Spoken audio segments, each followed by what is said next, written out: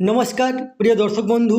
রাজ্যের যে সকল ইন্দিরা গান্ধী পেনশন প্রাপক যে বৃদ্ধ ভাতা, প্রতিবন্ধী ভাতা বা বিধবা ভাতা পান, তাদের জন্য সুখবর। তাদের যে ভাতা যেটা 1000 ছিল, সেটা রাজ্যের বিজেপি সরকার 500 বাড়িয়ে 1500 টাকা করেছে। আসুন আমরা ভিডিওর মাধ্যমে দেখে নেব যে এই নিয়ে নোটিফিকেশানে কী লেখা আছে। তার আগে আপনারা অবশ্যই আমার চ্যানেলটি সাবস্ক্রাইব করবেন এবং সবার আগে ভিডিওর নোটিফিকেশান পাওয়ার জন্য সামনের যে বেল আইকন আছে সেখানে প্রেস করে নোটিফিকেশান অল করে রাখবেন এবং ভিডিওর সাথে লাইক কমেন্ট শেয়ার করবেন। আপনারা জানেন যে রাজ্যে দুটি পেনশন ব্যবস্থা চলে।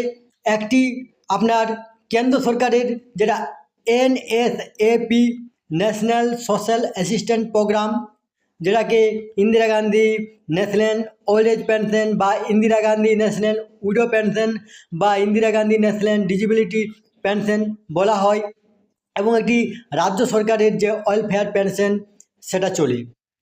তো এটা কেন্দ্র সরকারের যেটা পেনশন সেটার সম্পর্কে নোটিফিকেশান দেওয়া হয়েছে।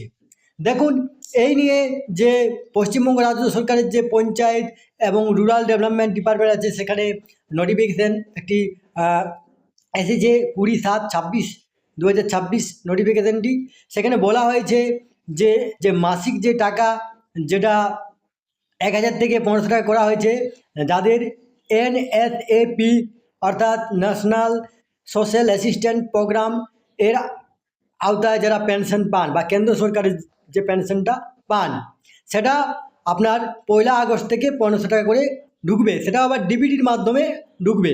দেখুন এখানে স্কিমগুলো লেখা আছে।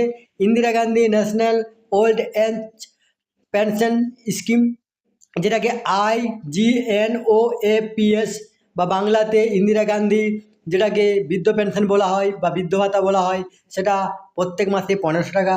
Indira Gandhi national widow pension scheme, যেটাকে IGNWPS, যেটাকে ইন্দিরা গান্ধী বিধবা ভাতা বলা হয়, সেটাও মাসিক 1500 টাকা।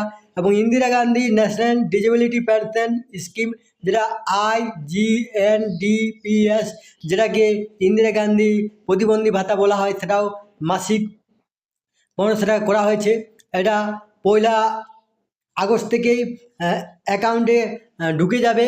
কিন্তু এখানে আবার বলা হয়েছে যে এটা তার জন্য কিন্তু ডাইরেক্ট বেনিফিট ট্রান্সফার ডিবিটি করতে হবে। এই তথ্যটি আপনার সাথে শেয়ার করলাম। সুস্থ থাকবেন, ভালো থাকবেন, ধন্যবাদ।